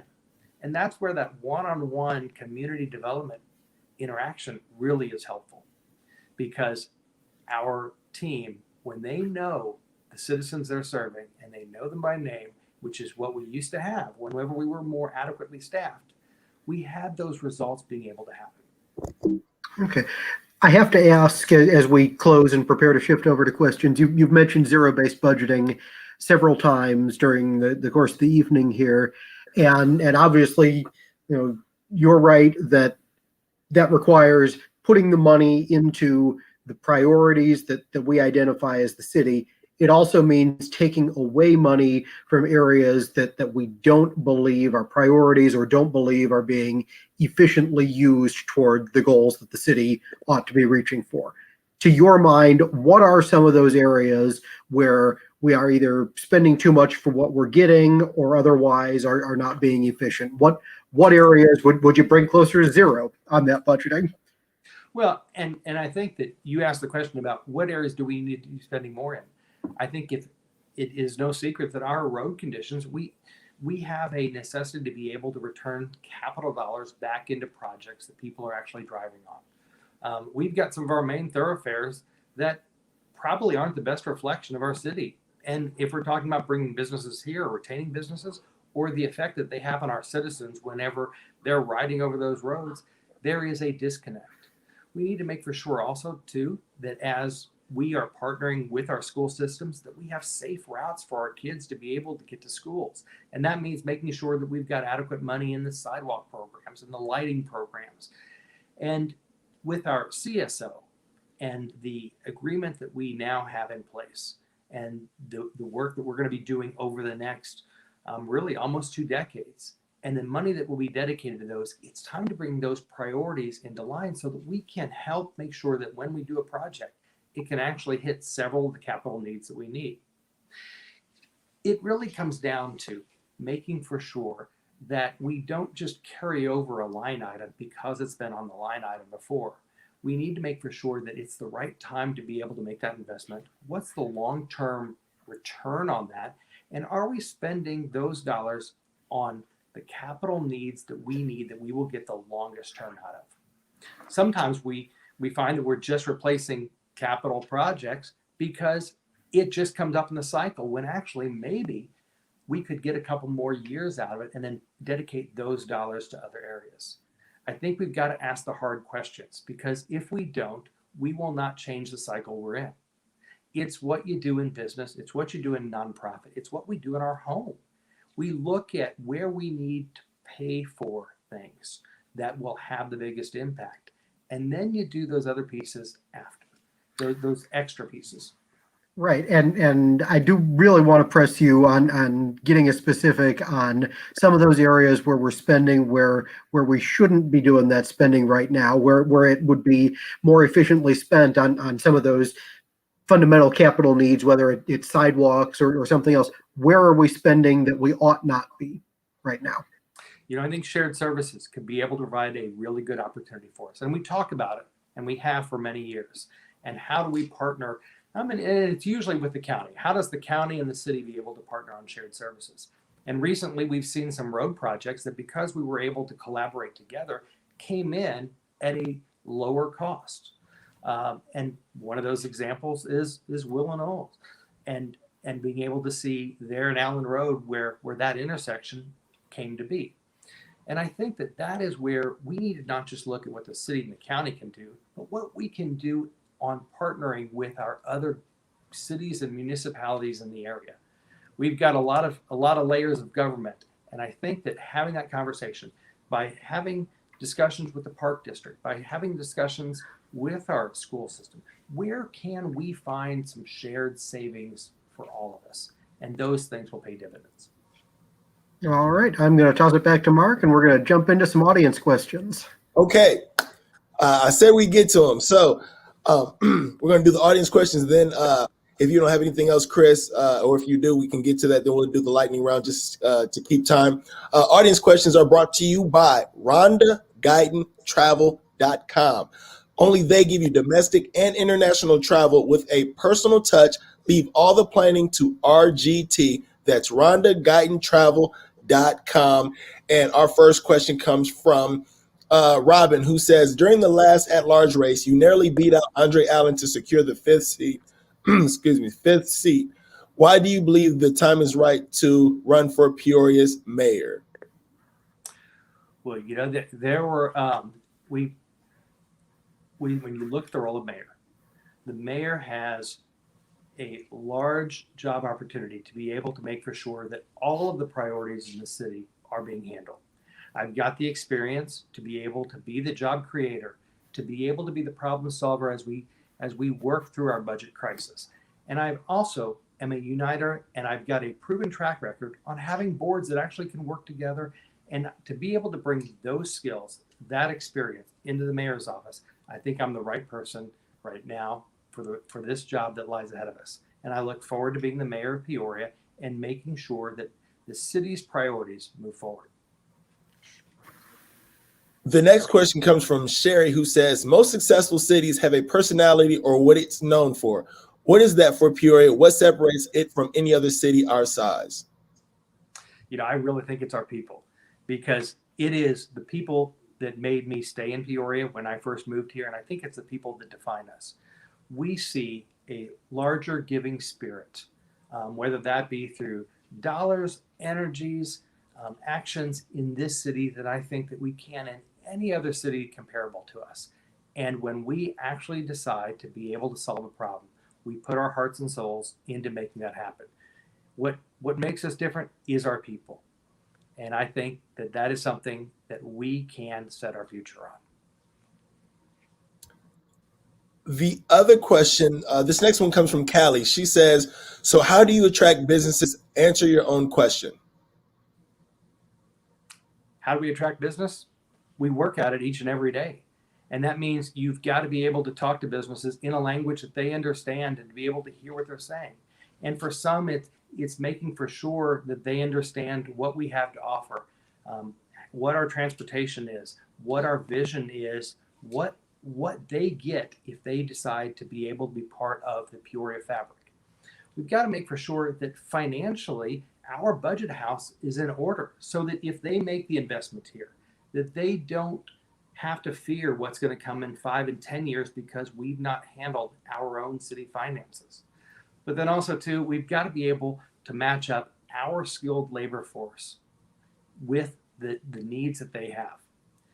And when we really look at the best way for an area to grow their business, do what we do best. And that means we are in the Midwest. There are some things that we can do better here and that are more about where Peoria is than any other place in the country. That's why the Ag Lab that is here is so critical, because they are tackling issues that can't be handled out in California. They're doing projects that can't be handled on the East Coast. They need to be handled here. Businesses are the same way. Let's build the businesses that are based on what we do best. And this last one comes from Christine Bear Kemper, and she says, what is the big vision for the city? What is your big vision for the city of Peoria?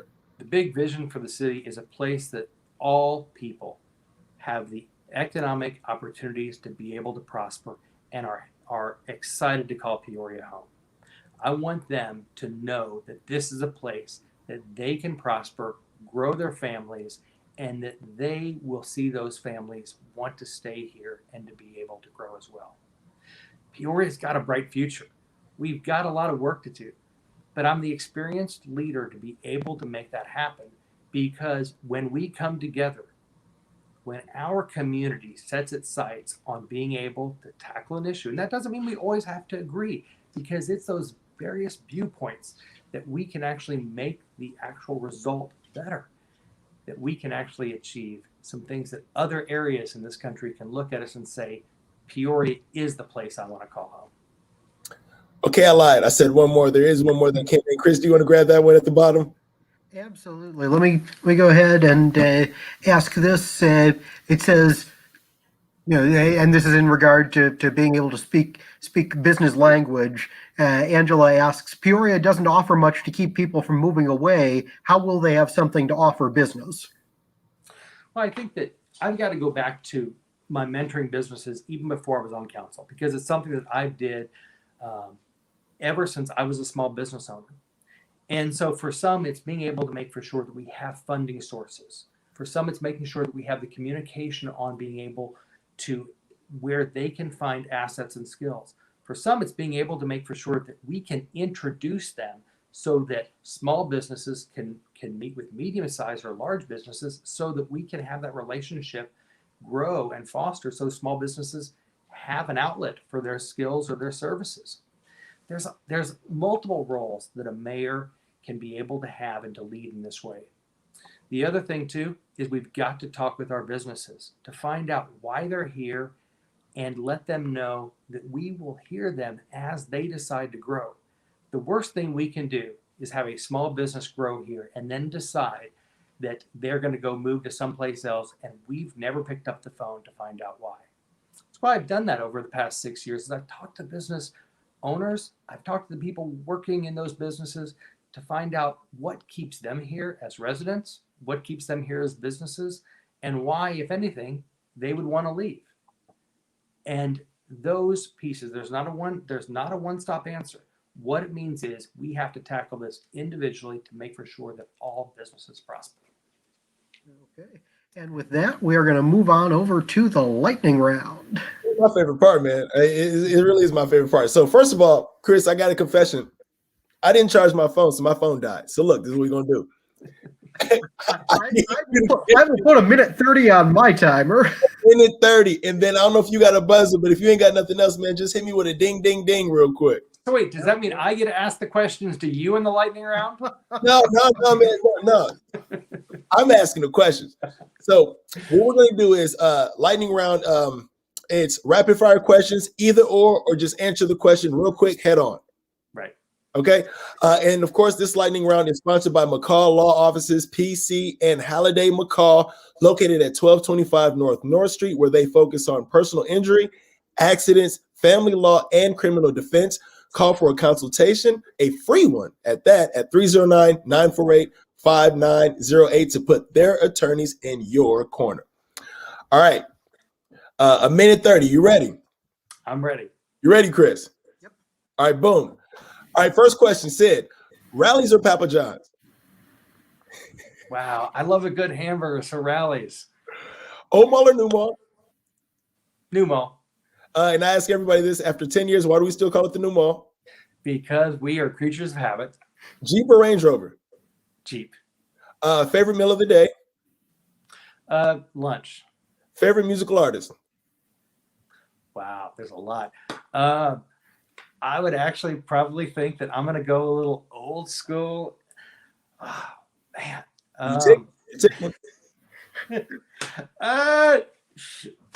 That's a hard one. I have so many. You don't want to see what's in my CD player because it's all over the board. Avani's or Rumburgers? I love them both. It'll be Avani's, but Rumburgers for the wings. You can't decide between the two. That's like two favorites. You're running out of time, man. What phone app takes out the most time of your day? My email. Grits take salt or sugar? Salt if there's no cheese. Favorite location in Peoria? Would be, I think, our Peoria Parks. Blue Moon or Budweiser? Budweiser. Favorite local restaurant? One World. Tea or coffee? Coffee. Jordan or LeBron? Jordan. Apple or Android? Apple. New York or LA? New York. Favorite drink? Water. Avani? No, I'm sorry. Red or you said time? Oh, man, he took up all. Oh, you're not going to give me the last question? Look, you got to do these last two because I make everybody do these last two. Okay. Well, this one I got to do Prince or Michael Jackson? Michael Jackson. And who do you endorse for city council? You know what? We've got a great field running across the board, and I think that the citizens are going to elect a wonderful team. There you have it. I want to thank everybody for watching State of Peoria. Don't forget the debates between Strictly Hip Hop and the Alphas of Peoria are this week, Tuesday, Wednesday, and Thursday. We're doing it in person, cover restrictions, of course, and it's going to be at the historic Peoria Central High School Auditorium. I can't wait to see you all there. Chris, take us out. And we will of course be back next week, back to our regular time on Wednesday, with two more mayoral candidates that we have joining us. Then we have Andres Diaz and Shama St. Louis joining us next week. We want to thank Sid Ruckriegel, candidate for mayor, for joining us tonight. Thank you guys. We're out. Thank you.